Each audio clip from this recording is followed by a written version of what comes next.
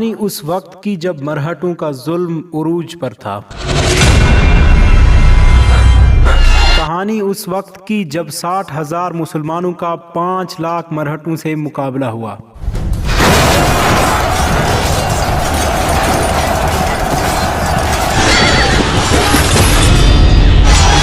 کہانی دریا میں ڈوب مرنے یا پھر مسلمانوں کو مرتا چھوڑ دینے کی۔ یہ تمام تر کہانیاں آپ اس ویڈیو میں سماعت فرمائیں گے۔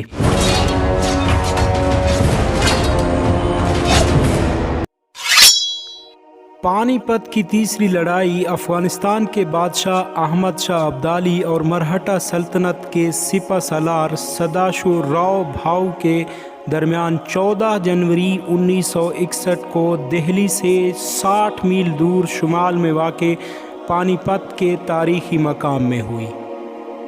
احمد شاہ ابدالی رحمۃ اللہ علیہ ایک سچا اور کھرا نیک سیرت، صالح، دلیر، جرأت مند، حوصلہ مند اور مفاہمتی مسلمان حکمران اور تجربہ کار جنگجو اور سپہ سالار تھے۔ احمد شاہ ابدالی جدید افغانستان کے بانی تھے۔ افغانی آپ کو احمد شاہ بابا کے نام سے پکارتے ہیں، جبکہ مرہٹے ہندو مذہب سے تعلق رکھتے تھے۔ مرہٹے جنگجو اور بہادر لوگ تھے۔ مرہٹے سکھ اور دیہاتی ہندو کے ساتھ مل گئے۔ ان کا ایک ہی مقصد تھا، یعنی پہلے افغانوں کو پنجاب سے، پھر مغلوں کو دہلی سے نکالنا۔ اس طرح وہ ہندوستان سے اسلامی سلطنت کی ہر علامت کو ختم کر کے مرہٹہ اور خالصہ راج قائم کرنا چاہتے تھے۔ مرہٹوں نے درجنوں جنگوں میں مغلوں کو شکست دے دی۔ شہزادے جانشینی کی جنگیں لڑتے رہے اور مرہٹے اپنی فوجی طاقت بڑھاتے رہے، یہاں تک کہ 1755 عیسوی میں دہلی تک پہنچ گئے۔ مغل حکومت ان کا مقابلہ کرنے سے قاصر تھے۔ 1760 عیسوی تک مرہٹے پاک و ہند کے بڑے حصے کو فتح کر چکے تھے۔ 1758 میں پنجاب کے اہم شہر امرتسر، پھر اسی سال لاہور، پشاور اور اٹک تک کے علاقے فتح کر لیے۔ پنجاب سے افغانوں کے مکمل انخلاء اور پشاور پر قبضے کے بعد مرہٹوں کی ہمت بہت بڑھ گئی۔ مرہٹوں کے سربراہ بالاجی پیشوا نے اپنے مرکز پونا میں تمام مرہٹے سردار جمع کر کے اپنی یعنی مرہٹے اقتدار کو عروج تک لے جانے، زوال پذیر مغل سلطنت سے جلد از جلد نجات حاصل کرنے اور احمد شاہ ابدالی کا زور ٹوٹنے کے حوالے سے ایک بہت بڑا مشاورتی اجلاس طلب کیا۔ اجلاس کے دوران سپہ سالار بھاؤ نے پرجوش لہجے میں کہا، محمود غزنوی کے حملوں سے ہمارے دلوں پر جو زخم لگے وہ صدیاں گزر جانے کے باوجود اب تک مٹے نہیں۔ ہم سومناتھ کی مورتی کی بے عزتی نہیں بھولے۔ آج ہمارے پاس اتنی قوت ہے کہ ہم مسلمانوں سے بدلہ لے سکیں۔ سومناتھ کی مورتی ہم شاہجہاں کی تعمیر کردہ جامع مسجد دہلی کے منبر پر نصب کریں گے اور افغانستان میں گھس کر محمود غزنوی کا مقبرہ مسمار کر دیں گے۔ بالاجی پیشوا نے اس کے جذبات کو سراہتے ہوئے کہا، میرا ارادہ تو اس سے بھی بڑھ کر ہے۔ میں ہندوستان کو مسلمانوں سے صاف کر دینے کے بعد ایسا انتظام کر دینا چاہتا ہوں کہ آئندہ کوئی مسلمان ہمارے ملک پر حملے کا تصور بھی نہ کر سکے۔ مشاورت میں یہ فیصلہ کیا گیا کہ پہلے دہلی پر حملہ کر کے مغل بادشاہ کی جگہ بالاجی پیشوا کے بیٹے بسواس راؤ کو تخت نشین کرایا جائے اور پھر فوج کی کمان بھاؤ کے ہاتھ میں دے کر وہ پنجاب کو رونتے ہوئے افغانستان میں داخل ہو جائے۔ اس تاریخی مشاورت کے فیصلے نے ہندوؤں میں جوش اور امنگوں کی ایک لہر دوڑا دی اور ہر طرف سے مرہٹے سردار اپنی اپنی فوج لے کر پونا جمع ہونے لگے۔ ہندوؤں کو یقین تھا کہ عن قریب پوری دنیا کے مالک وہی ہوں گے۔ ہر طرف ان کے بتوں کی خدائی تسلیم کی جائے گی اور مسلمانوں کا نام و نشان تک باقی نہیں رہے گا۔ ہر جوان فوج میں بھرتی کے لیے بے چین تھا تاکہ کابل اور قندھار کی لوٹ مار میں اسے بھی حصہ مل سکے۔ ان دنوں دہلی کے عظیم محدث حضرت شاہ ولی اللہ رحمۃ اللہ علیہ، جنہوں نے بر صغیر میں حدیث کی اشاعت میں سب سے بنیادی کردار ادا کیا تھا، مرہٹوں کے طوفان سے بڑا اندیشہ محسوس کر رہے تھے اور چاہتے تھے کہ احمد شاہ ابدالی ایک بار پھر ہندوستان آ کر یہاں کے مسلمانوں کا نجات دہندہ ثابت ہوں۔ ہندوستان کی سیاست کا اہم رکن نواب نجیب الدولہ بھی ان کا ہم فکر تھا۔ یہ احمد شاہ ابدالی رحمۃ اللہ علیہ کے بڑے عقیدت مند تھے۔ اس سے قبل ابدالی یہاں 4 بڑی مہمات کر چکا تھا، مگر اب حالات بتا رہے تھے کہ جب تک بت پرستوں کی سرزمین کے قلب میں گھس کر مرہٹوں کی کمر نہ توڑی جائے، یہاں کے مسلمانوں کا مستقبل ہرگز محفوظ نہیں رہ سکتا۔ شاہ صاحب رحمۃ اللہ علیہ نے نواب نجیب الدولہ کی معرفت سے احمد شاہ ابدالی کو ہندوستان کے مشرکین کے خلاف بھرپور حملے کی دعوت دی اور اپنے خط میں تحریر فرمایا، ہم اللہ بزرگ و برتر گھر کے نام پر آپ سے درخواست کرتے ہیں کہ آپ اس طرف توجہ فرما کر دشمنان اسلام سے جہاد کریں کہ اللہ تعالیٰ کے یہاں آپ کے نامہ اعمال میں اجر عظیم لکھا جائے اور آپ کا شمار اللہ کی راہ میں جہاد کرنے والوں میں ہو جائے، آپ کو دنیا میں بے اندازہ غنیمتیں حاصل ہوں اور مسلمانوں کو کفار کے چنگل سے نجات حاصل ہو۔ احمد شاہ ابدالی رحمۃ اللہ علیہ کو مرہٹوں کے اس سیلاب کا علم ہو چکا تھا جو پونا سے پنجاب کی طرف امڑ رہا تھا۔ اب تک اسے اتنے بڑے لشکر سے مقابلے کا کوئی تجربہ نہیں ہوا تھا، اس لیے اپنے وطن سے سینکڑوں میل دور کمک کے بغیر ایک بہت بڑی اور غیر یقینی جنگ لڑنے کا تصور اس کے لیے پریشان کن تھا۔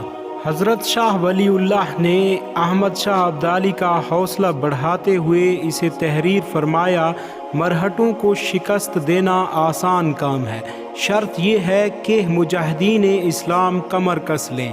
در حقیقت مرہٹے تعداد میں زیادہ نہیں، مگر دوسرے بہت سے گروہ ان کے ساتھ شامل ہو چکے ہیں۔ مرہٹا قوم طاقتور نہیں ہے، ان کی توجہ بس اپنی افواج جمع کرنے پر ہے جو تعداد میں چیونٹیوں ٹڈیوں سے بھی زیادہ ہو۔ جہاں تک شجاعت اور عسکری ساز و سامان کا تعلق ہے وہ ان کے پاس زیادہ نہیں ہے۔ حضرت شاہ صاحب کے ان پرسوز، بصیرت افروز اور حوصلہ انگیز خطوط نے ابدالی کی ہمت کو مہمیز دی اور ملت اسلامیہ کا یہ شمشیر زن ہر خوف و خطر سے بے پرواہ ہو کر ہندوستان پر اس یادگار حملے کے لیے تیار ہو گیا جس نے تاریخ میں اس کا نام ہمیشہ کے لیے نقش کر دیا۔ احمد شاہ ابدالی رحمۃ اللہ علیہ ستمبر 1959 عیسوی میں قندھار سے 15,000 سواروں کے ساتھ مرہٹوں اور سکھوں کے فتنے کو تہ تیز کرنے کی مہم پر ہندوستان روانہ ہوئے۔ راستے میں بلوچستان اور ارد گرد سے اور تیمور شاہ جو احمد شاہ ابدالی کا بیٹا تھا اور سابق حاکم لاہور جہاں خان اپنی نفری کے ساتھ اس سے آ ملے اور سپاہی 30,000 تک پہنچ گئے۔ پنجاب کے نئے مرہٹا حاکم نے افغان لشکر کی آمد کا سن کر لاہور خالی کر دیا اور اپنے جتھے سمیت سہارنپور میں سندھیا کے کیمپ میں پناہ لی۔ احمد شاہ کا لشکر پنجاب میں داخل ہوا تو سکھ اپنے گھروں میں دبک گئے۔ احمد شاہ مرہٹوں سے فیصلہ کن جنگ میں تاخیر نہیں کرنا چاہتا تھا، مگر اس سے پہلے اسے دہلی پہنچ کر مسلمانوں کی تہذیب و ثقافت کے اس قدیم مرکز کو مرہٹوں کی لوٹ مار سے بچانا تھا۔ وہ شاہ عالمگیر ثانی کے اقتدار کو بھی مضبوط کرنا چاہتا تھا، مگر راستے میں اسے اطلاع ملی کہ دہلی کی سیاست میں اکھاڑ پچھاڑ شروع ہو چکی ہے اور مغل بادشاہ غازی الدین کی سازش کا شکار ہو کر مارا گیا۔ یہ صورتحال ابدالی کے لیے غیر متوقع بھی تھی۔ اس وقت دشمن 3 سمت سے ابدالی کی فوج کے گرد موجود تھا۔ دہلی میں غازی الدین اور مرہٹہ سردار جن کو راؤ جی، دیتا جی، سندھیا دہلی کے راستے اور ہولکر دریائے جمنا کے ساحل پر اپنی فوج لیے کھڑا تھا۔ ابدالی سہارنپور پہنچا تو نواب نجیب الدولہ، حافظ رحمت خان، سعد اللہ، عنایت خان، قطب خان اور دیگر روحلہ امراء نے 10,000 سپاہیوں کے ساتھ ان کا استقبال کیا۔ یہ 40,000 کا لشکر دہلی کی طرف روانہ ہو گیا۔ جنوری 1760 عیسوی کو دیتا جی سندھیا 20,000 لشکر کے ساتھ ابدالی فوج کے مقابلے پر نکل آیا۔ ایک خونریز مارکے کے بعد مسلمان فتح یاب ہوئے اور دیتا جی گھوڑے سے گر کر مارا گیا۔ اس شاندار فتح کے بعد احمد شاہ دہلی سے 5 میل دور حضرت خواجہ نظام الدین اولیاء رحمۃ اللہ علیہ کے مزار پر حاضری دی۔ دہلی کی حفاظت کے لیے چند دن قیام کیا، پھر سرکش جاٹوں کے رہنما راجہ سورج مل کو سزا دینے کے لیے جنوب کا رخ کیا۔ فروری میں جانٹوں کے مرکز پر حملے کیے، جس سے جانٹوں میں بددلی پھیل گئی۔ ان کا مقصد صرف یہ تھا کہ جانٹوں کو مرہٹوں کے ساتھ ملنے سے روکے اور اپنی جانب الجھائے رکھے۔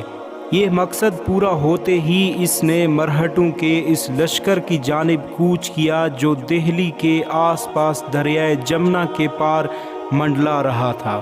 احمد شاہ ابدالی اسے دہلی پر قبضہ کرنے سے روکنا چاہتا تھا، مگر مرہٹہ سردار ہولکر نے احمد شاہ کا سامنا نہ کیا۔ وہ کبھی ریگستانوں اور کبھی جنگل میں غائب ہو جاتا اور اچانک ابدالی فوج پر حملہ کر کے پھر روپوش ہو جاتا۔ یہ مارچ کا مہینہ تھا۔ ابدالی فوج نے ہولکر کے لشکر کا پڑاؤ معلوم کیا اور رات کی تاریکی میں حملہ کر کے مرہٹوں کے چھکے چھڑا دیے۔ ہولکر نے جم کر لڑنے کی بہت کوشش کی، مگر اس زوردار لڑائی میں مرہٹوں کے کئی بڑے بڑے سردار اور سپاہی مارے گئے۔ ہولکر صرف 300 آدمیوں کے ساتھ جان بچا کر بھاگ سکا۔ دہلی پر قبضے کا خیال ترک کر کے اب وہ آگرہ کی طرف دوڑ رہا تھا۔ دہلی کے گرد و نواح کو مرہٹوں سے پاک کر کے احمد شاہ ابدالی مغلوں کے اس پایہ تخت میں داخل ہوا۔ اس نے شہر کے نظم و نسق کو درست کیا اور قلعے سمیت تمام دفاعی انتظامات کے استحکام کا کام شروع کرایا۔ کچھ دنوں بعد ابدالی نے 2,000 سپاہی دہلی کی حفاظت کے لیے چھوڑ کر 72 میل دور جمنا کے مشرقی کنارے پر انوپ شہر کو اپنی چھاونی بنا لیا۔ اب سے مرہٹوں کے رد عمل کا انتظار تھا۔ 1760 عیسوی کا تقریباً پورا سال احمد شاہ ابدالی اور مرہٹوں کی جھڑپوں میں گزرا۔ مرہٹے کسی میدان میں اپنی پوری طاقت سامنے نہ لائے۔ دراصل یہ ان کا طریقہ جنگ تھا کہ چھوٹے چھوٹے گھڑ سوار دستوں کے ساتھ دشمن پر متعدد اطراف سے حملہ کر کے اس کی طاقت کو منتشر کر دیا جائے۔ مغلوں کی بھاری بھرکم فوج کے خلاف یہ چال کامیاب رہی، مگر افغان جانبازوں نے اس صورتحال کو بڑی ذہانت اور پامردی سے مقابلہ کیا اور تمام جھڑپوں اور مارکوں میں مرہٹے ہمیشہ شکست کھا کر پسپا ہوتے رہے۔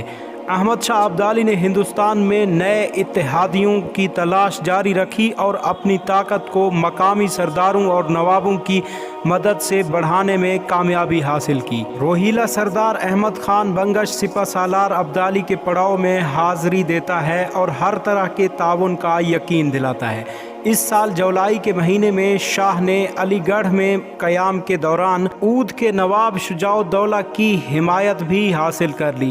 یہ ایک بہت بڑی کامیابی تھی، کیونکہ نواب شجاع الدولہ ہندوستان کے طاقتور ترین امراء میں سے تھے۔ احمد شاہ بنگش نامور شجاع الدولہ نے 10,000 سپاہی احمد شاہ ابدالی کو پیش کیے۔ کچھ دنوں بعد قندھار سے 10,000 مزید تازہ دم سپاہیوں کی کمک آ گئی۔ اس طرح فوج کی تعداد 60,000 تک پہنچ گئی۔ مرہٹے سردار یہ کامیابیاں دیکھ کر سخت پریشان تھے۔ وہ چاہتے تھے کہ پونا میں لاکھوں کی تعداد میں جمع ہونے والی مرہٹوں کی اصل طاقت جلد از جلد ظاہر ہو اور احمد شاہ سے فیصلہ کن ٹکر لے۔ آخرکار 3.5 لاکھ مرہٹوں کا سیلاب پونا سے نکل کر جون کو گوالیار پہنچا۔ جولائی کے وسط میں یہ لشکر آگرہ پہنچا، جہاں مرہٹا سالار راؤ سدھاسو ہولکر اور جانٹوں کا سردار سورج مل بھی اپنی فوجوں کے ساتھ ان سے آ ملے۔ یہ وہ دن تھے جب احمد شاہ ابدالی بلند شہر کے قریب انوپ شہر میں پڑاؤ ڈال کر اودھ کے نواب شجاع الدولہ سے مذاکرات کر رہا تھا۔ ان دنوں برسات کا موسم تھا، دریائے جمنا طغیانی پر تھا اور ابدالی فوج مرہٹا فوجوں کو دہلی کی جانب پیش قدمی سے روکنے کے لیے دریا عبور نہیں کر سکتی تھی۔ مرہٹا لشکر آگرہ سے دہلی پر حملے کے لیے چلا تو جوش و خروش سے سہمی جاتی تھی۔ قدم قدم پر مسلمانوں کی بستیاں لوٹی جا رہی تھی، دیہات اجڑ رہے تھے۔ ہزاروں مسلمانوں نے گھر بار چھوڑ کر جنگلوں میں پناہ لے لی تاکہ مرہٹوں کی غارت گری سے محفوظ رہیں۔ یہ وہ خوف و ہراس کا عالم تھا کہ اس وقت ہندوستان کے مورخ کا قلم بھی تھرتھرا رہا تھا کہ آئندہ صفحے پر شاید مسلمانوں کی مکمل تباہی کے سوا کچھ تحریر نہ ہوگا۔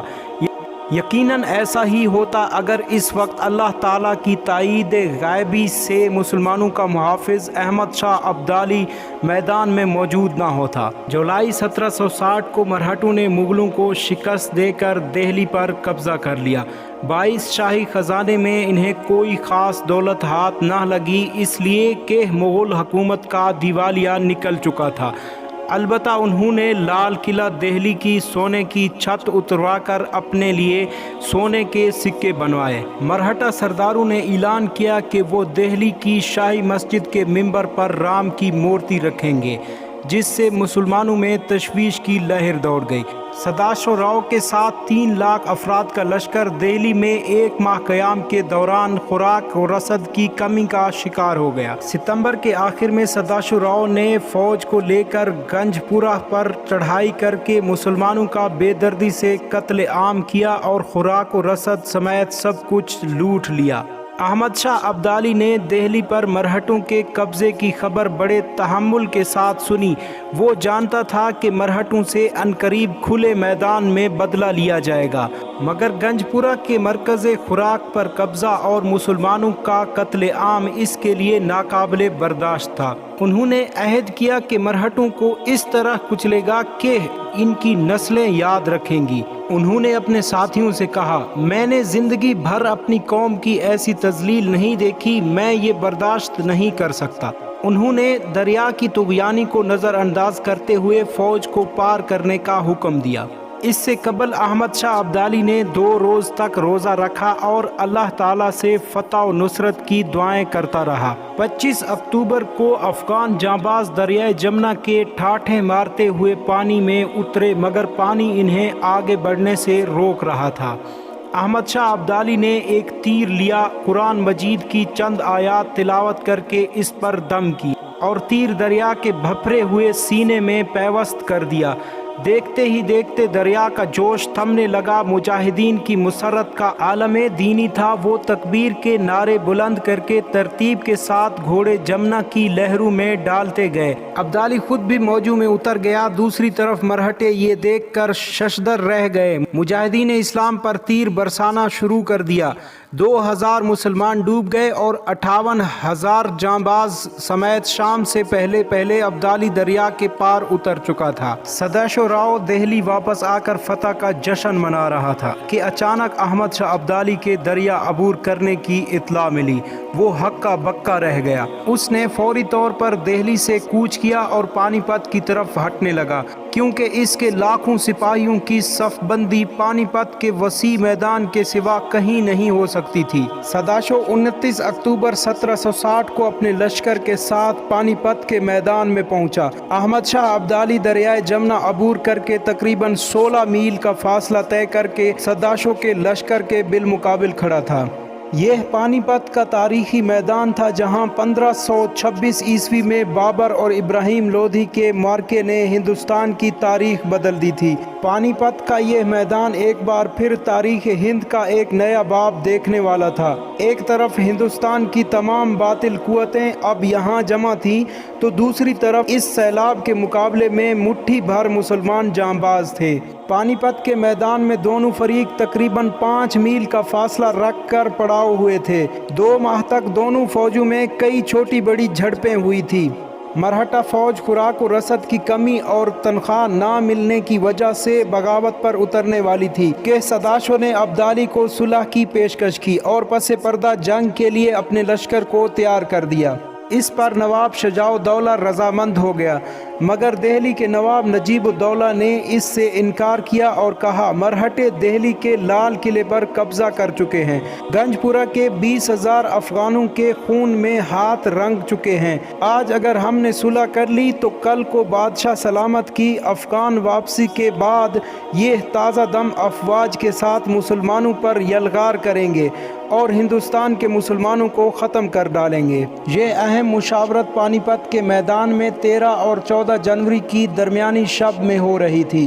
نجیب الدولہ کی حقیقت کشا تقریر نے سب کی آنکھیں کھول دی۔ احمد شاہ ابدالی کو بھی اطمینان ہو گیا کہ فیصلہ میدان جنگ میں تلوار کی دھار ہی سے ہوگا۔ تاہم انہیں یہ معلوم نہ تھا کہ بھاؤ کا پیغام صلح بدنیتی پر مبنی ہے۔ صبح ہوئی تو حالات کچھ اور تھے۔ سداشو کا لشکر پیش قدمی کر رہا تھا۔ احمد شاہ تیزی سے اپنے خیمے سے باہر نکلا، بدلتے حالات کا جائزہ لیا اور فوری طور پر فوج کو فوراً تیار ہونے کا حکم دیا۔ افغان سپاہی جو بے خبر سو رہے تھے یکدم بیدار ہوئے اور حیرت انگیز طور پر چند لمحوں میں اسلحوں سمیت صف آرا ہوئے۔ افغان لشکر کی تعداد 26,000 گھڑ سواروں پر مشتمل تھی۔ ان کے ساتھ مسلمان امرا روہیلا نجیب الدولہ 2 آب کے افغان اور اود کے نواب شجاع الدولہ کے 40,000 پیادہ اور گھڑ سوار سپاہی تھے۔ احمد شاہ ابدالی نے 66,000 سپاہیوں کی صف بندی کی، مقابلے میں مرہٹوں کے لشکر کی تعداد 3 لاکھ سے اوپر تھی۔ ایک مورخ لکھتے ہیں کہ مرہٹا فوج کی تعداد 5 لاکھ سے بھی اوپر تھی۔ 14 جنوری 1961 کی صبح کو پانی پت کے میدان میں دونوں فوجوں میں جنگ شروع ہو گئی۔ یہ جنگ طلوع آفتاب سے شروع ہوئی جبکہ ظہر کے وقت تک ختم ہو گئی۔ روہیلا سپاہیوں نے بہادری کی داستان رقم کی۔ ابدالی فوج کے سپاہیوں کا رعب مرہٹوں پر چھایا رہا۔ آخر کار زبردست لڑائی کے بعد سہ پہر کو مسلمانوں نے 3 لاکھ مرہٹوں کے سیلاب کو کچل کر فتح حاصل کر لی۔ اس تاریخی جنگ میں 20,000 کے قریب مسلمان جانباز شہید ہوئے اور 1 لاکھ سے زیادہ مرہٹے مار کر جہنم رسید کیے گئے۔ 22,000 مرہٹے پکڑ کر قید بنا لیے گئے۔ 50,000 کے قریب بھاگنے اور بستیوں میں چھپنے کے دوران مارے گئے۔ بمشکل 1 لاکھ سے کم سپاہی بھاگنے میں کامیاب ہوئے۔ مرہٹوں سے نفرت کا اندازہ اس امر سے لگایا جا سکتا ہے کہ جب مرہٹے شکست کھا کر بھاگے تو ان کا پیچھا کر کے انہیں مارنے والوں میں مقامی افراد کے ساتھ ساتھ عورتیں، بچے اور دیہات کے ہندو بھی شامل تھے، جنہیں مرہٹوں نے بے دردی سے لوٹا اور ان کے خاندان کے کئی افراد کو موت کے گھاٹ اتارا تھا۔ اس جنگ میں مرہٹوں نے عبرتناک شکست کھائی۔ اس کے بعد وہ دوبارہ کبھی جنگی میدان میں فتح حاصل نہ کر سکے۔ مسلمانوں نے مال غنیمت کے طور پر اس جنگ میں ہزاروں ہاتھی اور اونٹ، لاکھوں گھوڑے، لاکھوں نقد روپے اور لاکھوں مویشیاں حاصل کی۔ اس شاندار فتح کے بعد احمد شاہ ابدالی نے دہلی پہنچ کر اعلیٰ ظرفی کا مظاہرہ کر کے شہزادہ علی گوہر کو دہلی کے تخت तख्त पर बिठाया। मुगल सल्तनत ही को हिंदुस्तान के मुसलमानों का सतूत और शौकत का वारिस करार दिया और खुद कोई सियासी फायदा हासिल करने से गुरेज किया। अहमद शाह अब्दाली ने तमाम हिंदुस्तानी अमरा और सरदारों को हिदायत की कि मुगल सल्तनत के वारिस शाह आलम सानी को हिंदुस्तान का फरमा रवा तस्लीम करें। सल्तनत दिल्ली के इस निज़ाम के बाद अहमद शाह अब्दाली 2 माह बाद 20 मार्च 1761 को दिल्ली से वापस अफगानिस्तान रवाना हो गए। हिंदुस्तान में इस्लाम और मुसलमानों का नाम, शान व शौकत, इज्जत और वकार बुलंद हो गया। हिंदुस्तान में मुसलमानों की वजूद बाकी रह गई। मरहटों का खात्मा हो गया। हिंदुस्तान पर इनकी हुकूमत की ख्वाहिश और शाही मस्जिद दिल्ली के मिंबर पर राम की मूर्ति लगाने का ख्वाब बिखर गया। मरहटों के तकरीबन सारे बड़े बड़े सरदार मारे गए। मरहटे फिर कभी उठने के काबिल नहीं रहे। यूं तारीख के इस अजीम सिपा सालार फातेह मुजाहिद ने आलम इस्लाम और कई हिंदू, सिख और मुख्तलिफ इंसानों पर मरहटों के होने वाले जुल्म से निजात दिलाई। अल्लाह ताला इस अजीम मुस्लिम फातेह अहमद शाह बाबा की कब्र को नूर से भर दे और आलम इस्लाम को इन जैसे कई मुजाहिदीन अता फरमाए। आमीन सुमा आमीन। आखिर में एक छोटी सी गुजारिश ज़रूर करूँगा कि अगर वीडियो पसंद आई तो वीडियो को लाइक ज़रूर कर दें और अपने दोस्तों के साथ शेयर करना भी मत। और अगर आपने अभी तक हमारा चैनल सब्सक्राइब नहीं किया तो काइंडली सब्सक्राइब करके साथ में जुड़े बेल आइकन को भी प्रेस कर दें।